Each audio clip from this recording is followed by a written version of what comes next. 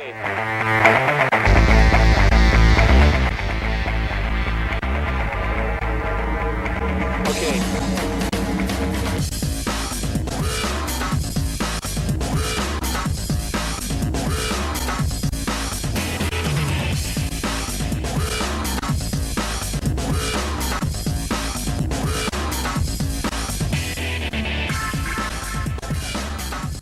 you're seeing some of the incredible footage from this gentleman on set right now, Tom Pollard, right here in the Mount Washington Valley. Good morning, Tom.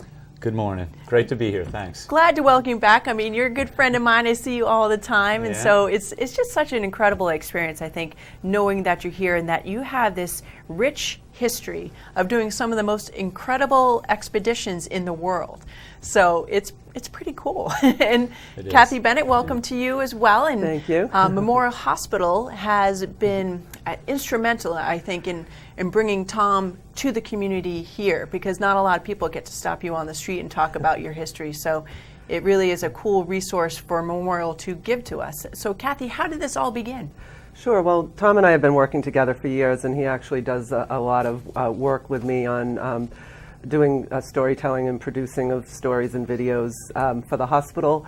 And he obviously has had some amazing life adventures, and he suggested we should do this event and bring his stories and his photos and other storytelling to the community. So we are offering this event October 20th over at Freiburg Academy. And kind of what brought it together was our knowing what we have to offer the community for sports medicine programs. We have Dr. James Glazier, who is an amazing sports medicine practitioner, is the on-hill physician for the U.S. men's ski team. And then we have our outpatient physical therapy team that does just amazing work with elite athletes throughout the valley. And we thought it would be a nice tie-in on amazing adventurers and these elite physicians and clinicians that are right here in our community. Well, I think for Memorial Hospital, too, what I've been noticing in the last few years is a real impetus for folks to dream big and change those habits, those lifestyle things that you're like, well, I don't feel so great. Do something about it, and then really make those daily choices to do something incredible. And I think, Tom, that's what I admire about you is that some people are like, well, I would love to climb Everest someday. And you've actually said, yeah, I'm going to go climb Everest. It's not as simple as that. I know there's a ton of planning, but you actually do it. So it's a dream for some, but how is it to even sort of say, okay, I'm going to book that plane ticket and I'm going to do this? Well, it's really a great question, because I'm often approached by people who say, you're so lucky that you get to do all this stuff. And usually the first thing out of my mouth is there's no luck involved whatsoever, not even a shred of it. I found something that I truly loved that spoke to my heart some years ago, many years ago, and I made a decision at that point to pursue it 110%.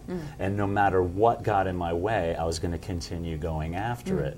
So Everest, while that was kind of a little bit after some of the other adventures I undertook, I changed my career path, and I changed relationships and changed areas that I lived in order to set myself up to be prepared for an Everest or be prepared for a more difficult route on Mount McKinley in Alaska. And so that's kind of how I did it. And ultimately, the cool thing about Mount Everest is I've been there 3 times. Not only did I get to go and book the plane ticket, but I got paid to do it because I became a filmmaker of adventures. So I actually used my career to get me to places and earn an income at the same time. Now, what did you do prior to film career? Well, I graduated from Boston University with a film degree, so I was in it, and I immediately got a job locally in Springfield, Massachusetts. I worked for an NBC affiliate, and I did features, little news featurettes, if you will, which is a perfect lead-in to begin doing work with National Geographic and Discovery Channel, doing little snippets. You saw the snowy owl and the spotted salamander, or the marbled salamander in that early shot.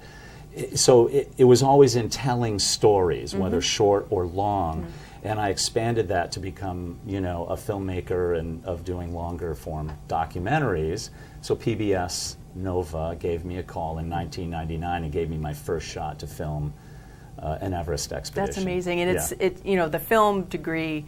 I think because I was going to ask you, how did you know to bring a camera? Because if I were going to Everest, that's the last thing I'd want to lug is a camera. So did you wrap your mountaineering skills up into film or the other way around? That's a great shot. I love it because basically what I did was I was already into the video film kind of thing, and I figured I was just going to live a city life. I was hoping to get down to New York City or live in Los Angeles. My brother, back in some mid-'80s, took me ice climbing, and we went up to Mount Willard with Mark Chauvin, a local guide, and we went up Cinema Gully, and the second my crampons hit the ice that day, I literally had a transformation. I thought, this is it. Wow. I'm done. I'm changing everything. And so, Chauvin ultimately was the guy who helped me get the gig with Rick Wilcox to produce the film on Rick's 91 Everest expedition. At that time, I actually moved to the valley.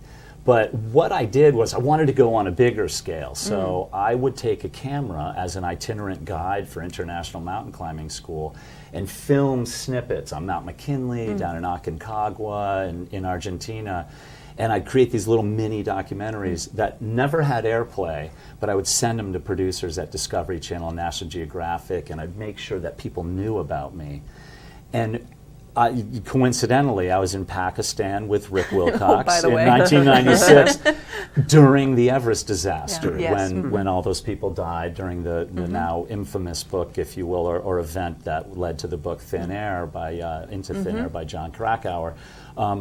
As it would turn out, some of my footage was showing at WGBH in Boston from Everest in 91, Rick's footage, and they were like, we've got to get that. We need that footage. So they contacted me in Islamabad, Pakistan, and immediately this relationship began, and a couple of years later I was in Everest filming high-altitude camera work. That's fantastic. Yeah, and, it was really good. Again, thanks to Memorial Hospital, because if you're interested in this, now you get to go see Tom. And what are sort of the logistics, Kathy, of coming to this presentation? Sure.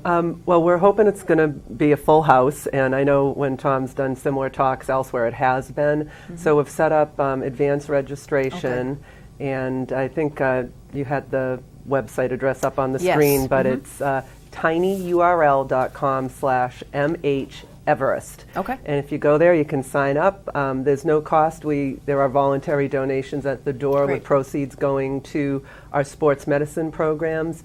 And Dr. Glazier and Matt Geary are some of our sports medicine practitioners, and they'll be at the event sharing some news about what the hospital is planning to do in the sports medicine arena. That's so important in this area. It so many sure people are is. active, and that's great that you guys are promoting that healthy lifestyle and how to take care of not only preventative, but when something happens, how to take care of it after. Right, and the event is October 20th. It's a Friday night, so and that's at the Laura Hill date night. Eastman. It's appropriate for families and children too, right, Tom? You'll keep it. I'll try not to keep swear. it fun.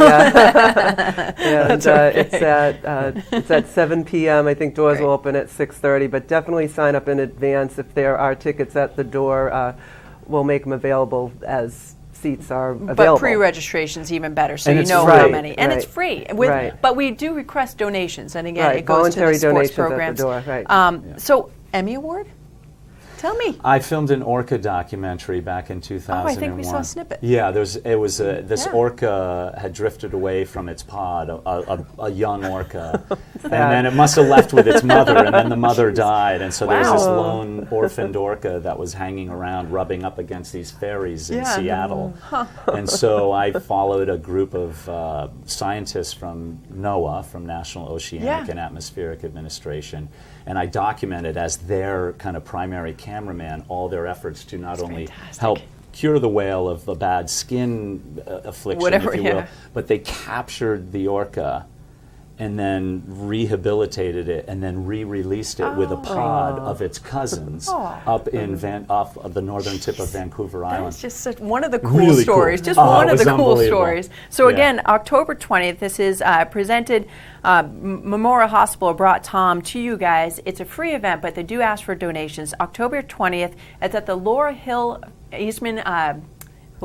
Eastman Performing Arts Center, and that's over at Freiburg on the campus. So this is going to be a fantastic and program, and register online, again, no cost, at tinyurl.com/MH Everest.